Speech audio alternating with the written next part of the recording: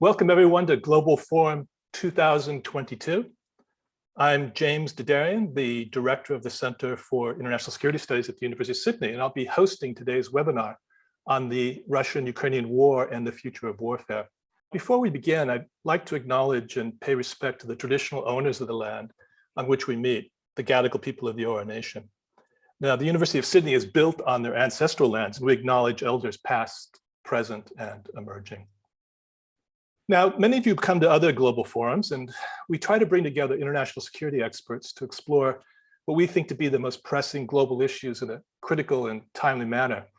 And they're designed as interim reports to fill the space between media flashes of the global event and academic analysis, and then the long roll of thunder that follows. When we first conceived of the Global Forum in 2018, we didn't think we'd be holding a global forum on a major war in Europe. But here we are today with some very special guests to help us make sense of the unthinkable. Now, just briefly to introduce them, Dr. Olga Bocek is a new and wonderful addition to CISS. She comes to us from the Digital Cultures Department, and I guess we now say discipline here at the University of Sydney. Olga did much of the heavy lifting for this global forum, coming up with the idea and gathering some excellent guests from around the world in very short order. Now, along with Olga, we're very fortunate to have with us Dr. Anthony Jobba, who's the information warfare starshot leader for the Australian Defence Forces as part of the Defence Science and Technology Group. Bryce Wilson is a photojournalist and a documentary filmmaker from Melbourne, Australia, but he's currently coming to us from Ukraine, where he's been covering this conflict since 2015. And we have Dr. William Marin, who teaches in media and communications at Swansea in the UK, and he's the author of a great book about the impact of digital technologies on the military, media, and public. I just happen to use in my courses, so I'll do a brief plug: Digital War, a Critical Introduction. Now, what our guests have in common is really uncommon expertise in the areas of mis, dis, malinformation operations, including cyber wars, info wars, active measures. We made this the focus of Global Forum 2022 because we believe they are the key and often neglected factors in this conflict, and not just in Putin's hybrid wars, but also in local and global efforts to counter those types of wars. Now, I have one more thing to say before we begin. We're a nonpartisan university-affiliated think tank, and we aim for objectivity here at CISS in our efforts to explain pressing global events.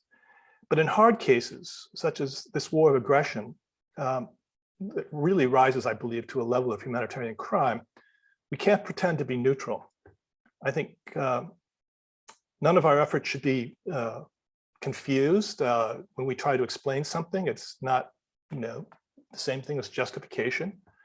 But I want to say this is not, as Putin put it and his foreign minister and others around him, I quote, special military operation to, I quote again, de-genocide, de-Nazify, demilitarize Ukraine.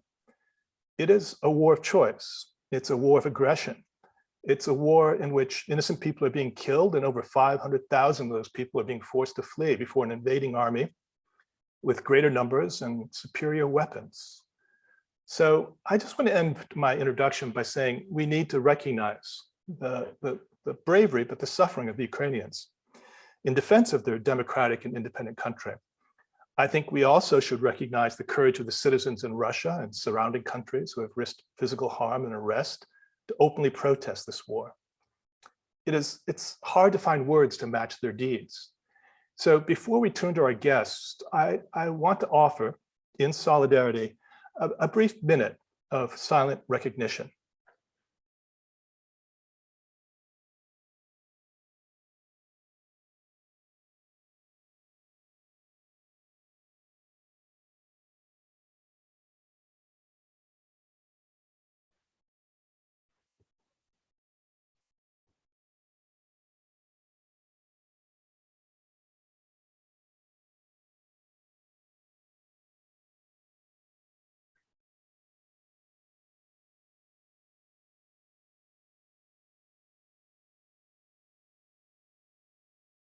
Thank you all for that. And With that, I think we should turn to Bryce first for a real-time report of what's happening on the ground, but also how is it being reported and who's reporting it and who do you think is doing the best job of it? That would be probably the first question. And then maybe you can tell us a little bit about what you think is looming on the horizon of this very dangerous situation. Bryce, it's all yours. Yes, at least over the last few weeks, I was based in Kramatorsk in Donetsk Oblast, and there was hardly any media in that area reporting in the escalation of the ceasefire violations at the contact line relating to the current implementation of the Minsk Accords. It was only in the couple of days before the invasion began that any foreign correspondents even started moving out to that area, but previous to the invasion beginning, there was significant damage to civil infrastructure.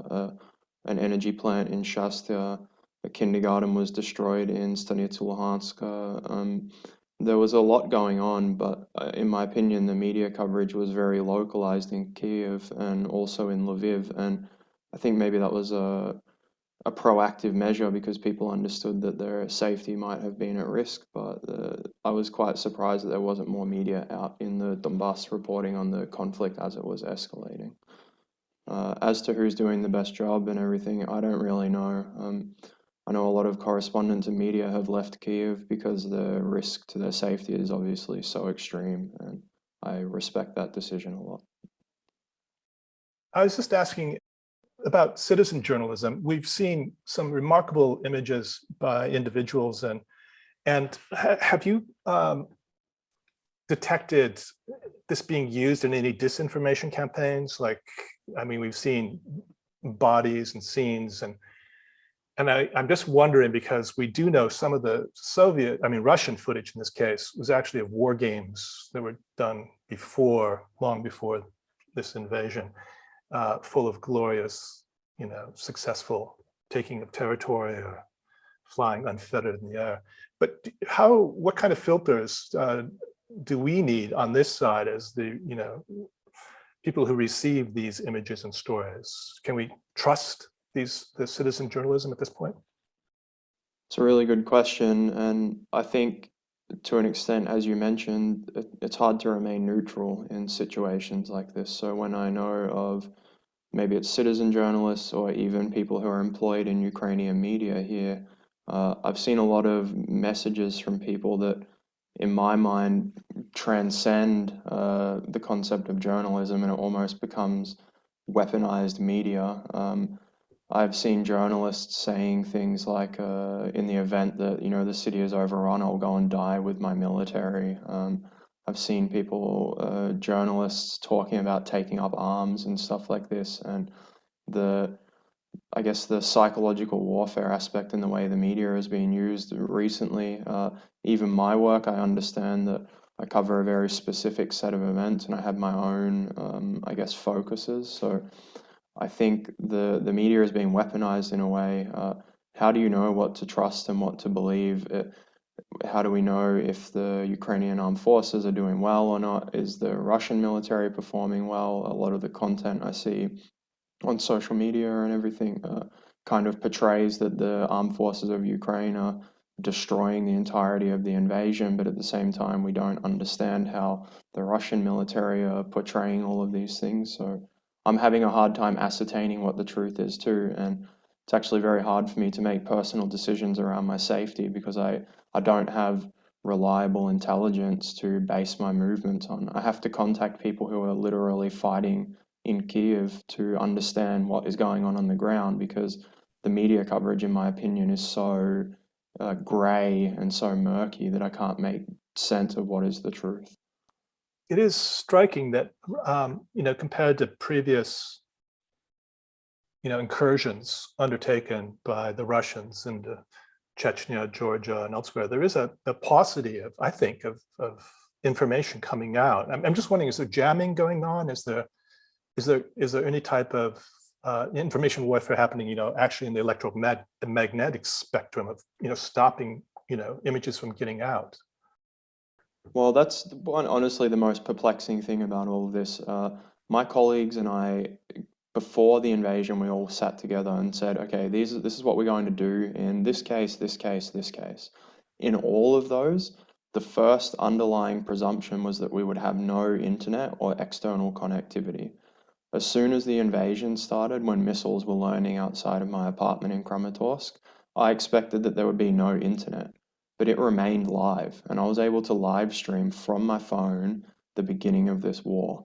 I have not seen anything that leads me to believe that internet or mobile services will be cut off, but in the days leading up to it, there was allegedly sabotage efforts undertaken in Kramatorsk to take down the Vodafone and part of the Kyivstar network in that area. So again, I'm very surprised that I do have connectivity. I'm surprised that I'm even talking to you now. I'm tethered from my phone. I'm not even using Wi-Fi.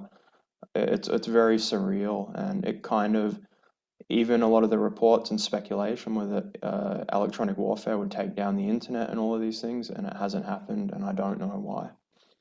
I'm hoping it's an oversight, or maybe the robustness of the Ukrainian system, and that it's not just part of this ongoing war of spectacle that we see often. Maybe works to the advantage of those who can control what gets in, what gets out. But I just want to say, I'm going to ask Olga if she has some questions specifically for you as well. But I also just want to say, it's a dangerous situation, and I admire your courage, but also please just stay safe.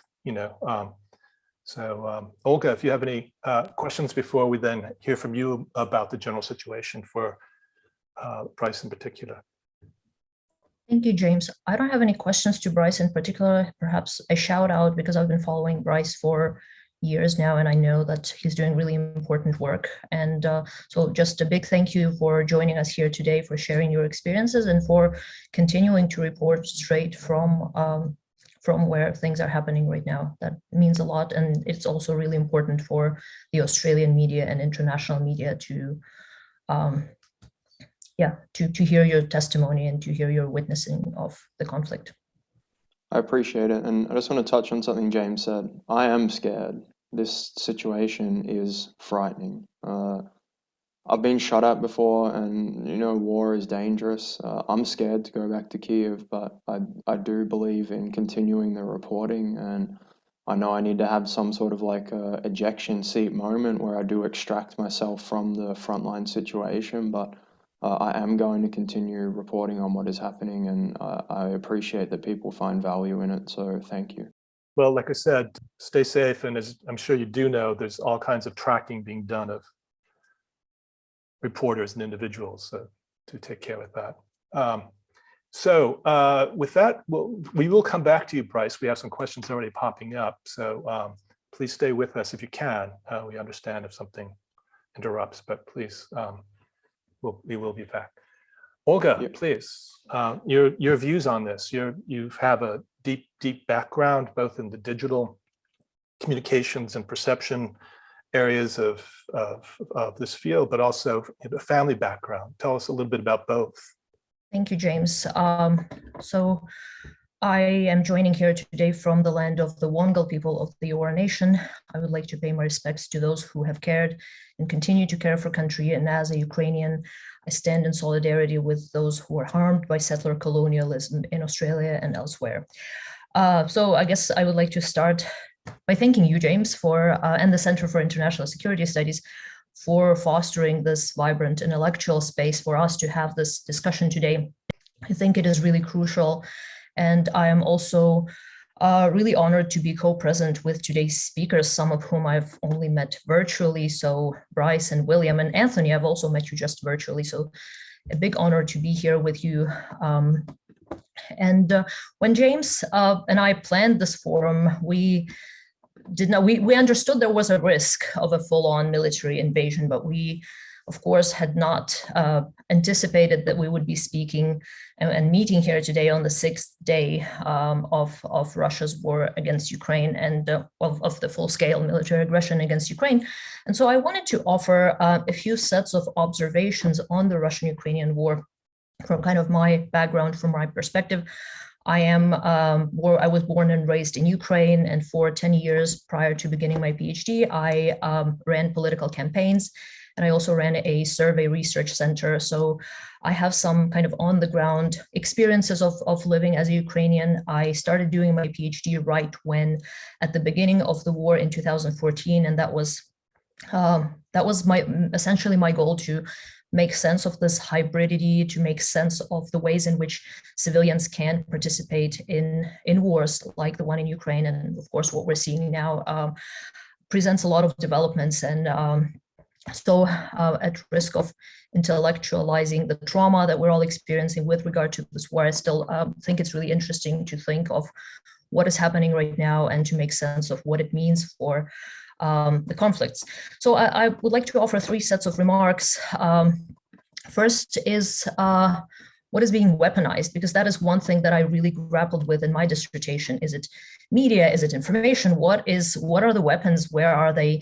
What does weaponization look in the Anthropocene? What are we seeing on the ground in Ukraine in this day? Second set of remarks is on the participatory modalities and how they changed with this full-scale invasion. And the third set is on preemption and prevention, hopefully getting us to think, what are the strategies of avoiding war? Are there any strategies for peace? How can we prevent conflicts like this? What role does preemption play? So with this cryptic beginning, I would like to start with weaponization. And so with weaponization, we saw a few things that were being weaponized, especially over the past week.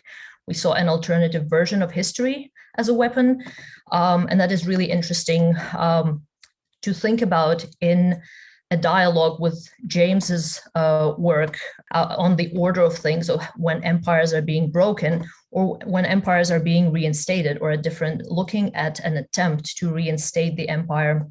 What role does history play? What role does an alternative history play in serving as a justification for warfare? Same with identity. What role, how can identities, national identities, be weaponized to deny claims to sovereignty, like we're seeing in the Ukrainian case?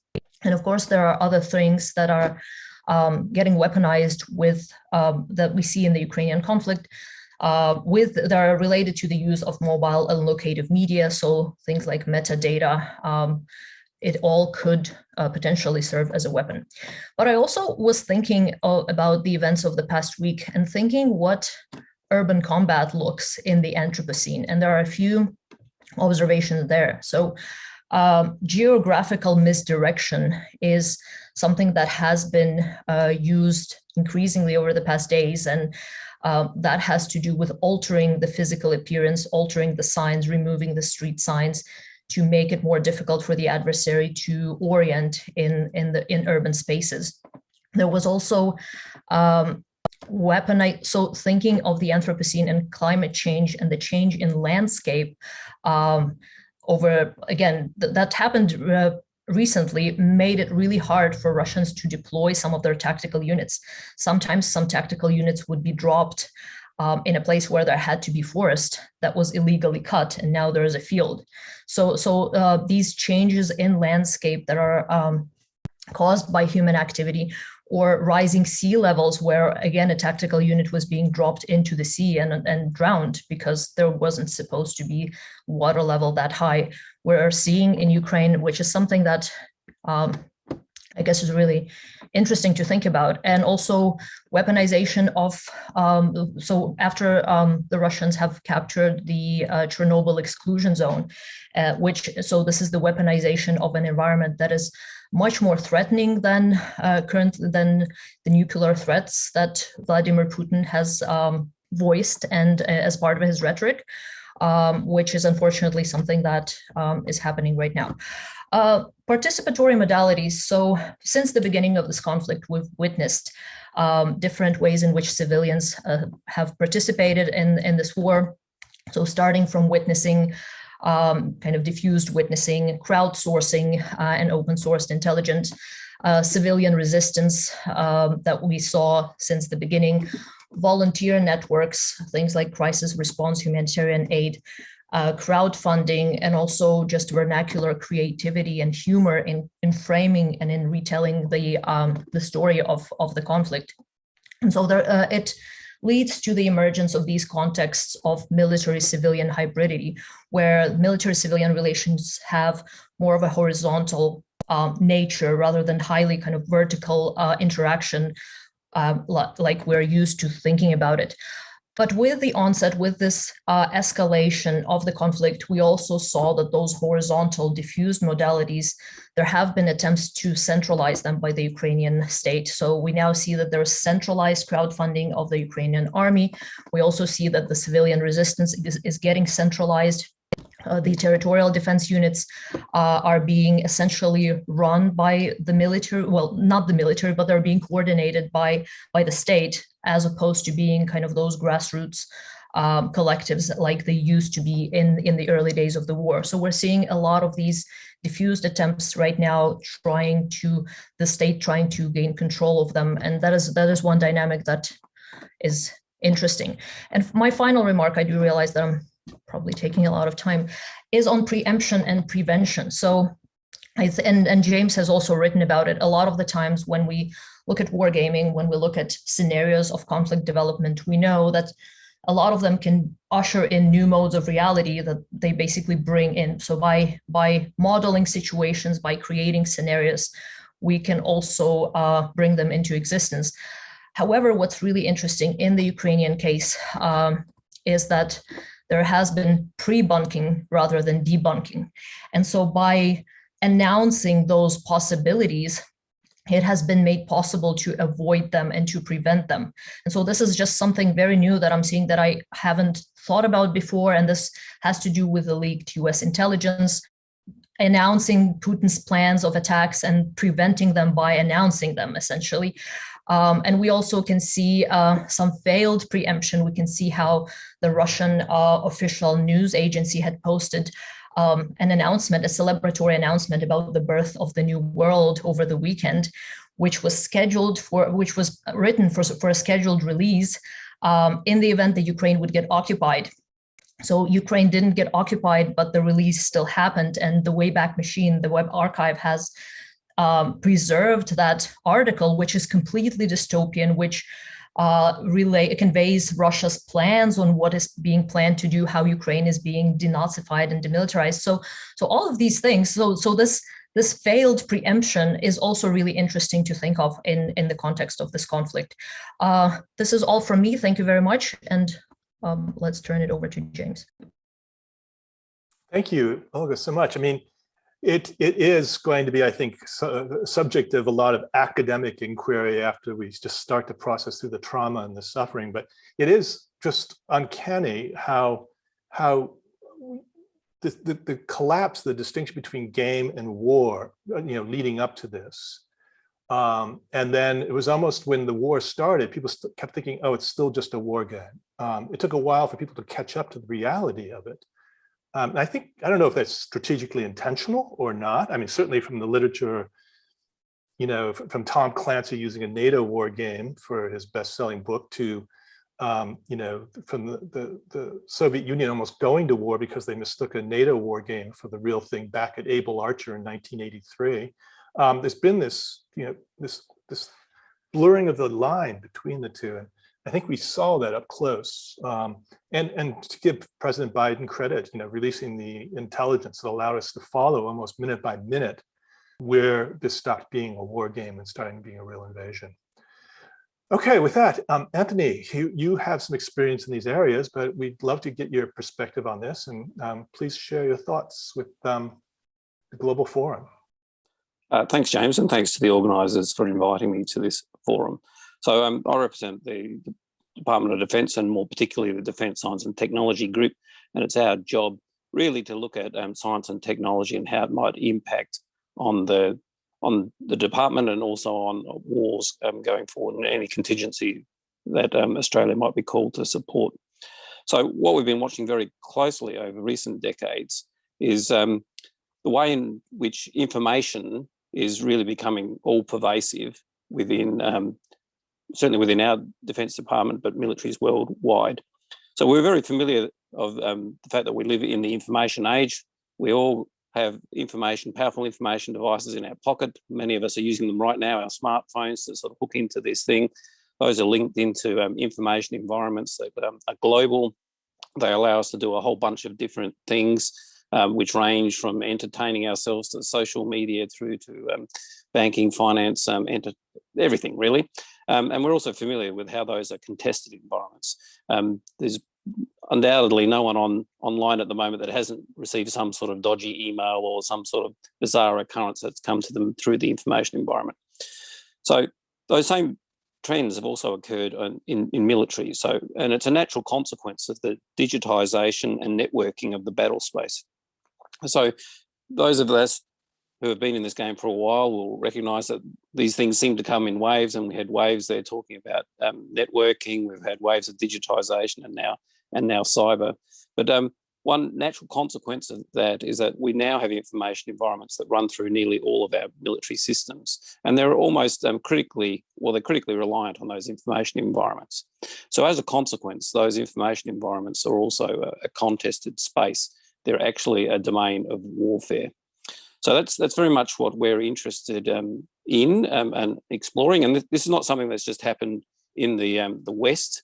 This digitisation and networking has occurred globally, and certainly Russia's got a digital networked military in the same way that China and other big nations like that have digital and networked militaries as well.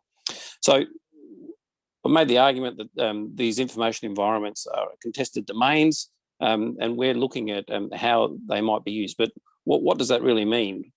We talk about bringing together cyber, electronic warfare and informations into an integrated information warfare capability. But what would that mean? Well, as it turns out, the Russians are ahead of the game here, and there are some use cases in the public domain that I can talk to, and one comes from the war in the Ukraine in 2014. So not the current war, but the last war. So during the course of that war, the Russians used their cyber capabilities to get the mobile phone contact details of Russian soldiers, not Russian soldiers, Ukrainian soldiers rather, and they send them a text: "You're surrounded and abandoned." So this, though, is just classic psyops and is no different than leaflet drops in previous conflicts, just brought into the modern day. But they also had the mobile phone contact details of the next of kin of these soldiers. So they send them a text: "Your son's been killed in action." So you can imagine, as the next of kin, you've received this text, you've got your phone in your hand. What do? Well, you ring your son to see if it's true or not. Sadly, that's exactly what the Russians were waiting for. And then they used their geolocation and EW capabilities to find those Ukrainian military units and call in artillery strikes to bring truth to the initial lie. Now, this is no accidental occurrence. This is part of a carefully thought through influence operation. There's a military outcome that they wanted to achieve. And they've thought, well, how can we bring together our cyber, electronic warfare and information operations capabilities to achieve that outcome? So I find that tactic unpalatable, but you've got to ask, well, how do we defend our own militaries or our own soldiers against that kind of tactic? So we're very interested in understanding what that and other information warfare capabilities look like. And certainly there's anecdotal evidence of information warfare being used extensively in the current activities. So even just looking at the news, there's lots of reports of cyber activities being used, and they're typically supporting various sort of military actions. And similarly, lots of reports of electronic warfare being used in the conflict as well. So I have no doubt that as time progresses and we dig into some of these anecdotes a bit more, that we'll find that this conflict is characterised in no small part as an information war. There's going to be lots of examples similar to one that I described before. And certainly I found very interesting what both Bryce and Olga had to say about the way that the media is being used and weaponized. And certainly that's something that we're very interested in, both in the sub-threshold zone, so before we enter a hot war, and also after it's occurred, like how that can be used in support of these sort of information warfare capabilities. So we're very interested in exploring all of this, and the Starshot that I run, which is a major strategic thrust within the department at the moment, is exploring how we can both defend and protect our own forces against these type types of information warfare capabilities, and how we might develop our own information warfare capabilities that are consistent with our own rules of engagement, our own ethic and moral standing, with policies and all of that, and law, of course. So that's really where I'm coming from. So I'm a very astute and careful watcher of what's going on at the moment, because I think there are great lessons to be learned from the current conflict. And really, this is something that we think is going to characterise warfare, not just today, but for the foreseeable future. Thank you, James. Well, thank you very much, Andy. I just wanted to follow up on one point. You know, in our field of international security, there's always been this debate from the First World War on about to whom does the advantage go, to the defensive or offensive force? In your experience, do you find in cyber war that it's easier to be on the defensive or easier to be on the offensive and accrue advantage from that? I'm thinking in particular about, you know, we're slapping sanctions left, right, and center right now on Russian oligarchs and Russian banks and, you know, airlines, but you know, what's happening in the cyber realm right now? Are we restrained because we know that the advantage goes to the one who's willing to cross that line and bring down infrastructures? What's your view? Can this escalate somewhere in the shadows right now? Well, cyber very much changes all of the traditional rules of warfare. So it's a capability that is asymmetric. You can, with very little investment, create something that can cause a lot of damage. It can be done globally with virtually no delay as well. So cyber is a capability that rewrites many of the rule books. So it'd be true to say, I think, that it's probably easier to attack than defend. That's not to say that we don't have robust defences, of course, but as with many of these asymmetric capabilities, often one thing that characterises them is that the cost of making the attack is much less than perhaps the cost required to defend against the same attack. So I don't think I can comment on why or what's happening in terms of counter cyber, like actions that we might be doing to defend against the any cyber activities that are occurring. But certainly it's a realm that's very different than traditional warfare. Okay, well, thank you very much. We'll probably get back to this topic. There's a couple of questions already in the Q&A about it. William, you've had a career at sort of taking the big picture and applying some critical theory to these questions to help us, you know, take us out of the normal, you know, worldview and perspectives. Give us a little bit of that, you know, off-center views that can help us see this for what it is. This is something new and old. It's an old form of kinetic war, you know, boots on the ground, and yet hybrid war is something wholly unique. So please, the floor, the screen is all yours. Well, my experience here is very different to everyone else's. I'm kind of a theorist at heart and a media scholar at heart. So when I was invited here, it kind of coincided with something I was interested in, which is I've been following TikTok. And I wanted to take this as an example of kind of like some of the ways that kind of warfare is changing.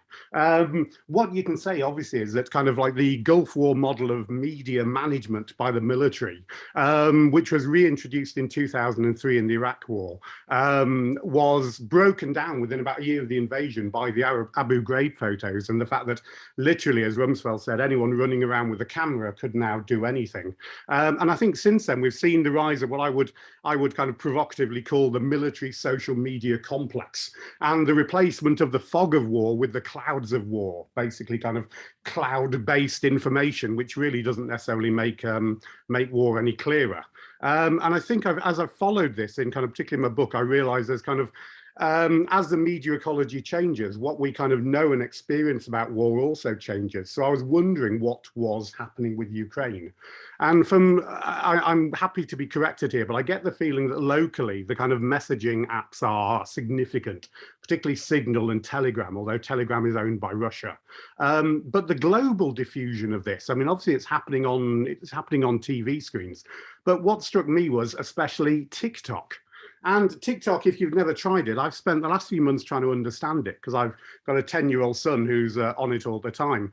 And it was an app that's basically, it's kind of short form videos that you can manipulate, share, that you can add filters to, and there's viral crazes and challenges, and it's full of people dancing, it's full of dogs and cats doing funny things, it's full of pranks, and it's kind of literally a kind of joke. It's kind of like one of the most kind of superficial entertainment media in the digital sphere you could possibly think of. And then I opened it up on the 25th of February, and everywhere I looked, all I was getting was basically Ukrainian videos. And this struck me as being quite remarkable. And if you look up yesterday, the hashtag that you can search up Ukraine has had 18.2 billion views. Now, there's not even 8 billion people on the planet. So this has to be taken seriously as a kind of force in the information sphere, media ecology today. And obviously it's because the phone is everywhere today.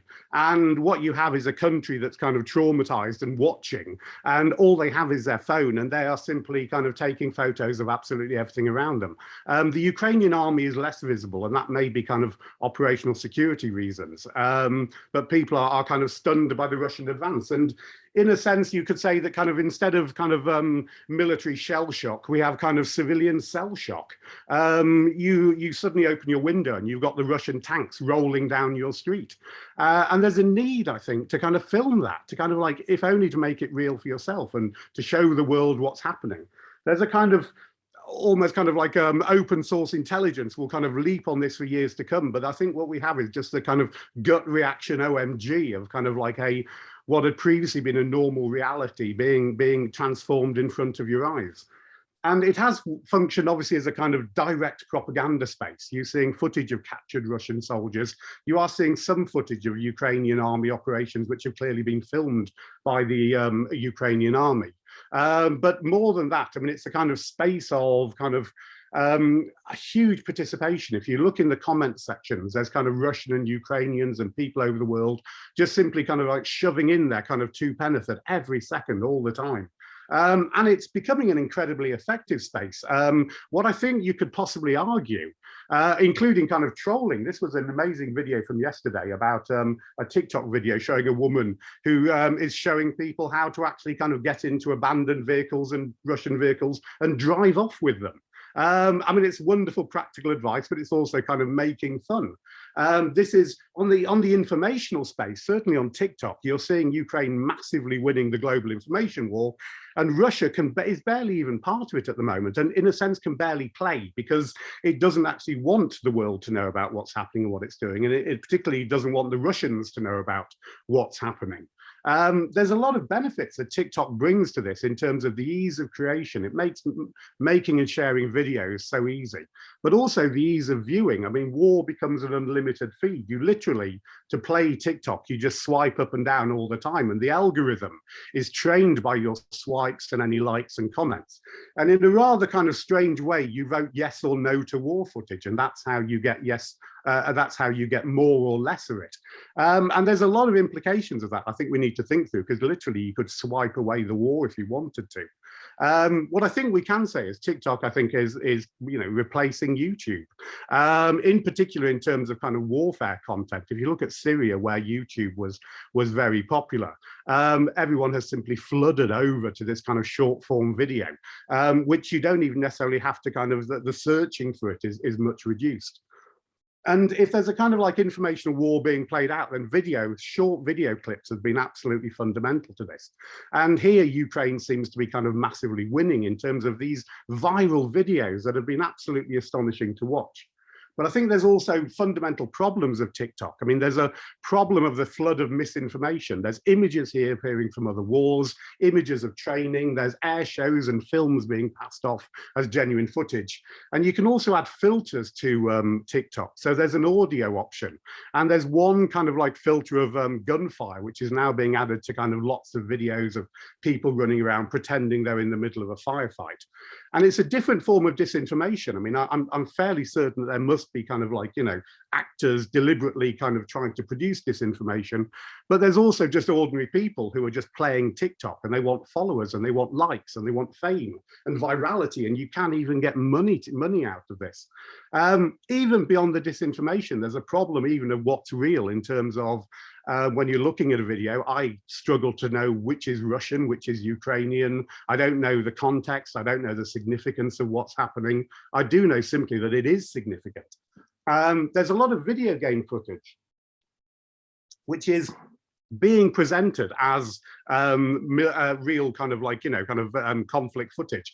And some of it is actually, it's very hard to spot. I rely on the comments a lot of the time so that people kind of have identified which game it's come from. Different wars, I mean, the Syrian war and Israel have also been kind of brought in, and they're often being presented as part of the kind of Ukrainian battle or cause. But more than that, I think as well, there's a kind of global, it's become a kind of incredibly kind of global space of influence and support. It's resonated and amplified globally. TikTok is a global medium. And it will eventually be an important open source resource, although perhaps there's kind of too many to verify. The irony of TikTok is both it's unfiltered in terms of people just recording, but TikTok itself is one of the most filtered kind of media. And in a sense, I think it's important because I think it's overtaken what the mainstream news has had to offer with its kind of talking heads. The problem I think that we have to think about is what does it mean when TikTok becomes a major platform for world events? No medium, no platform that I can think of has switched so completely, so rapidly from being kind of like the lowest of the low, lowest common denominator kind of video to being suddenly a kind of a host of real-time warfare. The performance aspect of TikTok is central to this and the role of the subject. And I think that also is something that needs kind of is worrying on one level in terms of how that transforms war. TikTok also has content policies, including against violent content, which means that on one level, we're not going to see a lot of stuff or the reality of war once the footage of kind of casualties come through. And there's also the problem that TikTok, of course, is owned by China, and there have been kind of questions as to what extent it's allowed material that China finds sensitive to appear on the platform. If TikTok becomes an important part of the media ecology, then any future conflict involving China, for example, that's something that could be quite difficult to deal with. My final kind of point is actually the question of whether or not this kind of TikTok explosion has any significance in the way that I'd like it to do, in the sense that we live now, I'm a Baudrillardian at heart, kind of the mainstream bubble has broken and we live in a world of multiple realities, what I would call a Cambrian explosion of personalized realities, where we can make any reality that we want out of whatever our resources and interests are. In a certain sense, kind of Jean Baudrillard wrote about the kind of, a Western society dedicated to the production of the real. And in a sense, we've crowdsourced the production of the real to every single individual. And as Baudrillard says, like, once you kind of build the stocks of something, then the value falls. And in that sense, kind of the value of reality has also crashed into kind of reversing perhaps into a hypo reality, where any individual can create whatever reality they want and believe in it. And then connect together in a foam of networked realities of people that we agree with. And so the whole question of kind of informational warfare and informational success is one that's even harder to deal with today, when actually there's a very good possibility that actually everything that we think is real is not shared by someone else. There are still a lot of people in America who still think that Trump won. And in a sense, it's kind of like, reality split at that point. We'd like to think they're wrong, but actually on a much more fundamental level, reality definitely split. And that's something that we now have to deal with when discussing warfare. So that was me. Sorry, very quick and ranty. Not at all, William. That was a much needed wake-up call in terms of, what happens when we lose our already tenuous hold on reality when, war is so much the reality principle of the international system. Take it or leave it. I guess the only, what would happen if the metaverse was actually operational, if the company once formerly known as Facebook, had us all wearing, headgear on while this war was going on, how we'd even be further removed from it. And maybe this is a question I'm going to turn to the questions I've been receiving, but, right now, if there is what separates what we've been talking about, the information or infosphere from what we might call the biosphere, it's the body, and often in war, it's the dead body. And we've seen very few images of dead bodies. I'm just wondering if that's a self-censorship or something else going on. And increasingly, it's been the case in war reportage to not show bodies. It's because of a sensibility issue, or a sensitivity issue. And I'm just wondering if it's hard to put this in this sort of binary, is that a good thing or a bad thing, but I just feel like we're losing the reality of war in the process. I mean, if you're up front, you're up close, you don't. Like where Bryce is, the war, you can smell it.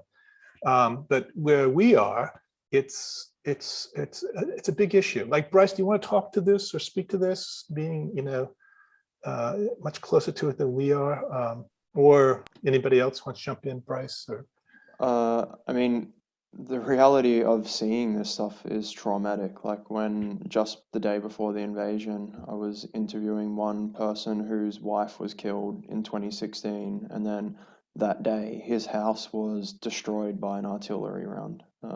He was traumatized, he was animated, crying, angry. That's one view of war. I saw a guy in 2015 get shot. That's another view of war. I found that one of the people I lived with in 2015, an RPG went into his face. You don't even need to see pictures of this to understand how traumatizing it is. And I think in many ways, it's actually more sad that people are casually consuming this stuff. Like, you can go on the internet and see photos of people with no legs or with their heads decapitated by shrapnel. And it's really traumatizing to see this in person. I think in a way people become desensitized to the reality of war through phones and social media that essentially gamify the consumption of horrific, traumatizing material. And I have a young cousin who watches this stuff on TikTok, and he's 10 years old.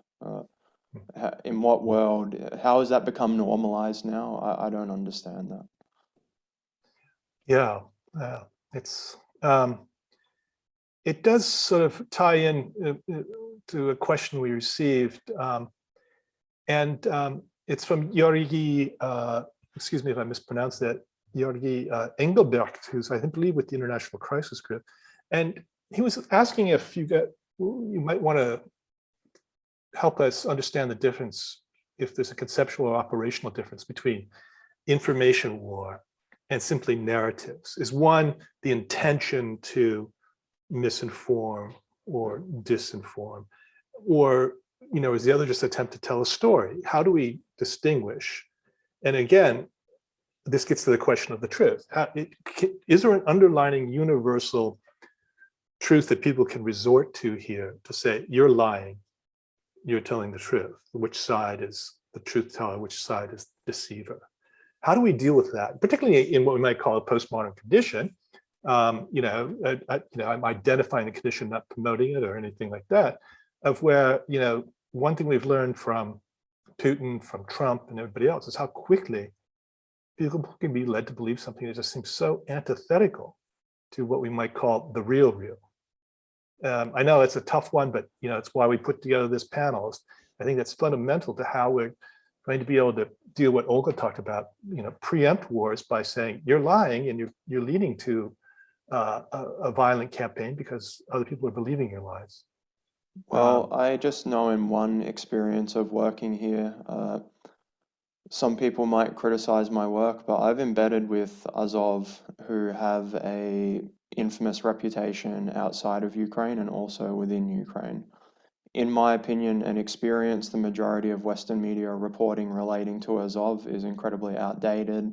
I know for a fact that no Western media have embedded with them before.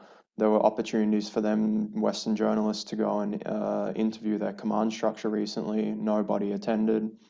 That's just one example of where narrative, in my opinion, and information warfare are separate, because that reporting now has been used as a justification, or the talking points within that have been used as a justification in my opinion, to legitimize Putin's invasion. So in my experience of working here, that's just one type where the reporting on these events, I guess that narrative of Ukraine being a country which requires denazification is now being used as information warfare by the Russian Federation to justify an invasion into a sovereign country.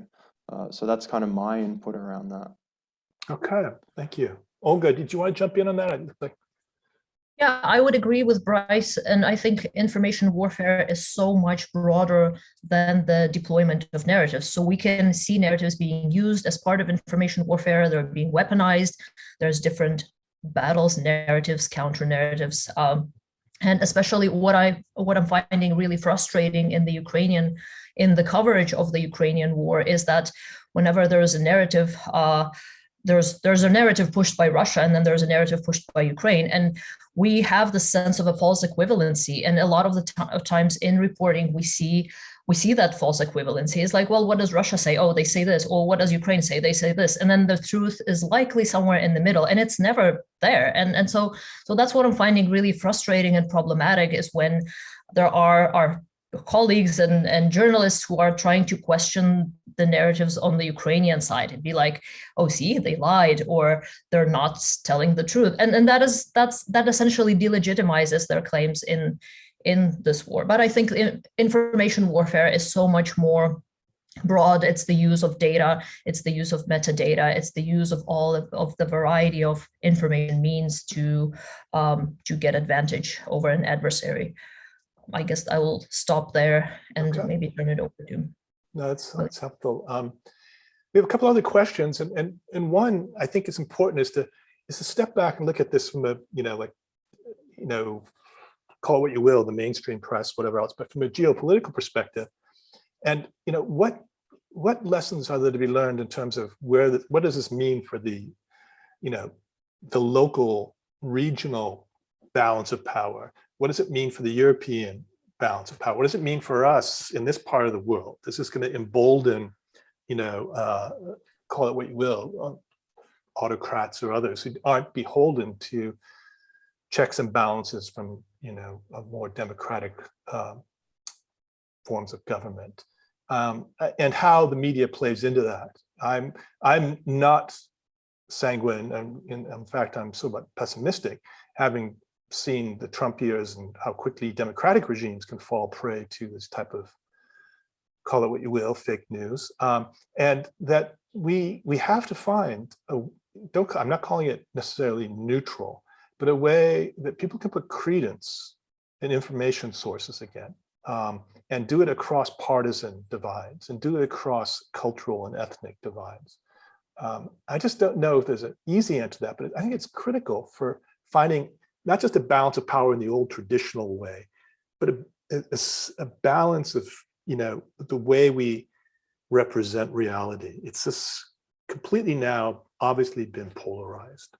And how do we get back to that, where we can negotiate our differences, to not say, just because you have a different viewpoint, you have to be subject to my hostility.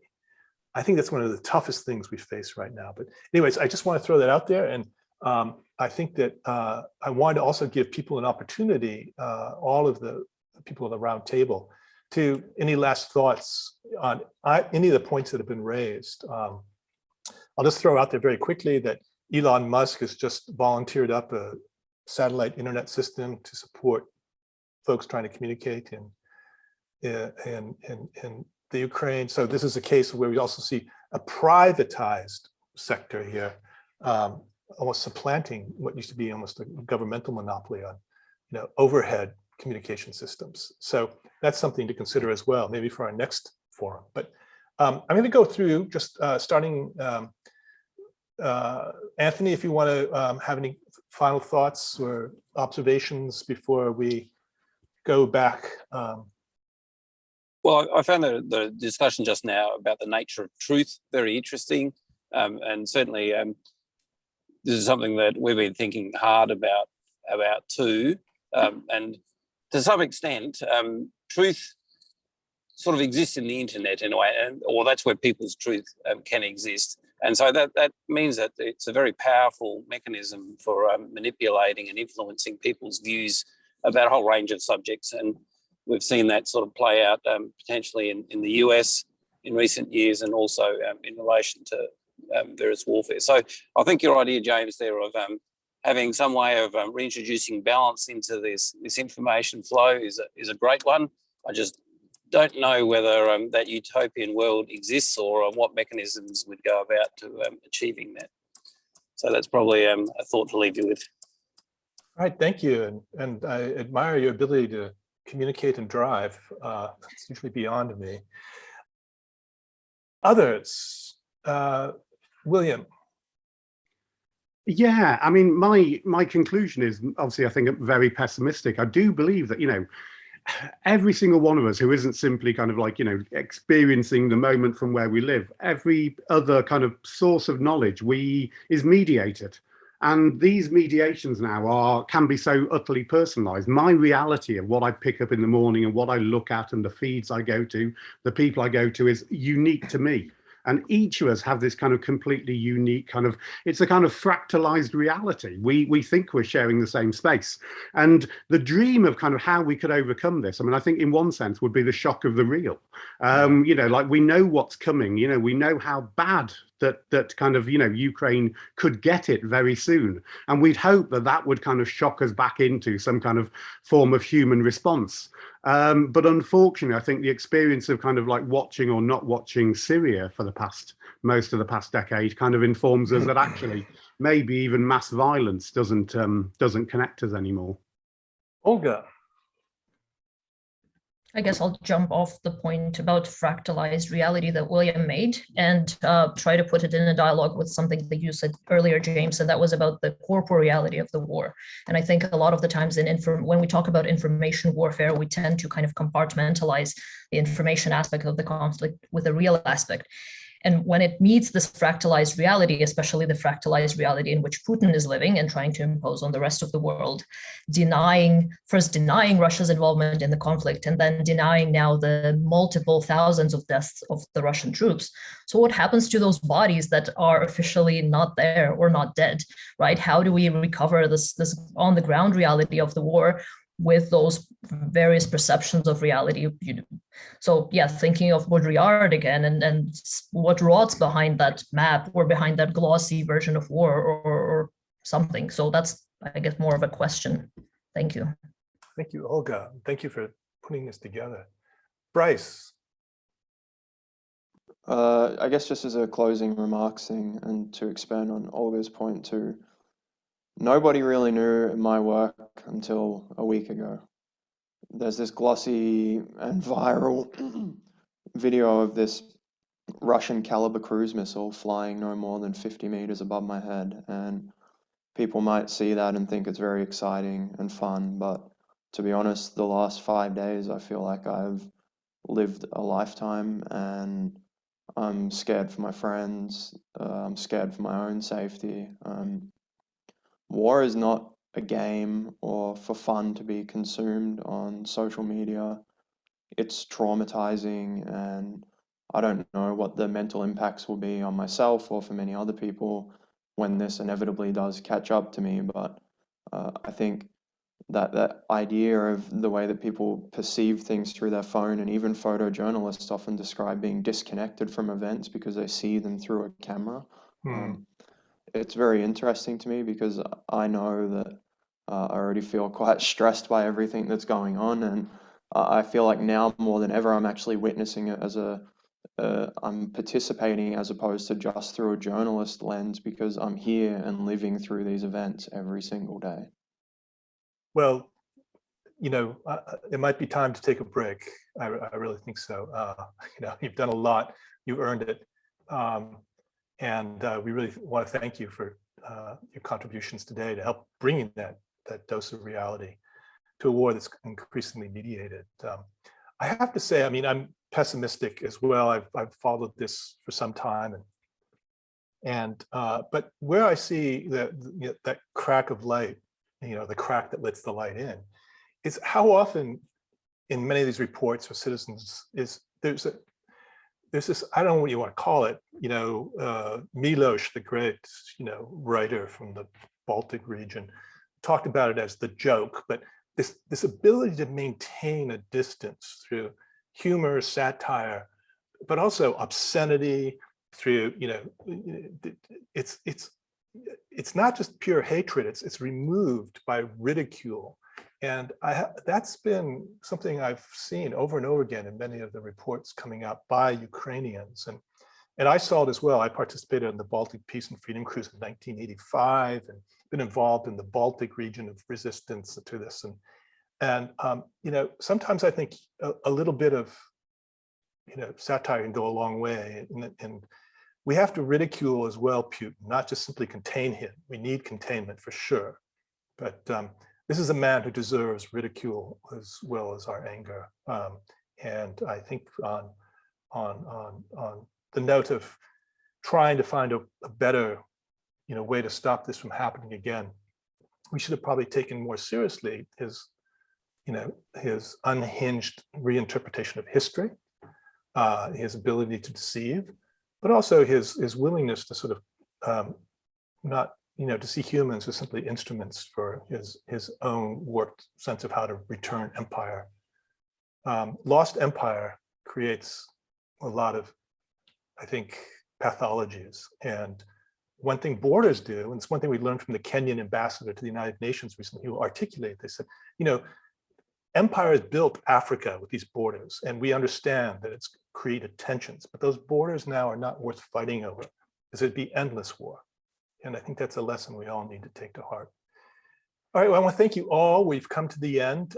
It's been a remarkable tour of the theory, the reality, the pessimism, and also the optimism of the individuals who are in the thick of this. So I want to thank you all for bringing us a little bit closer to understanding what's going on. And we're not going to stop here. This global forum in 2022 will be dedicated to finding,